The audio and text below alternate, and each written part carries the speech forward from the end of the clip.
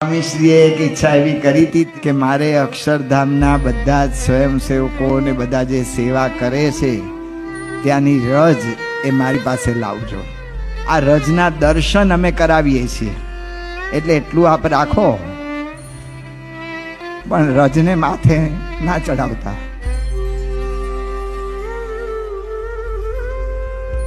જન્મો જન્મના પુણ્ય પ્રતાપે સેવા મળી છે આજે રે.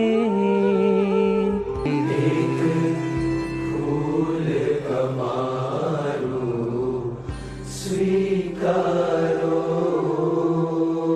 સેવા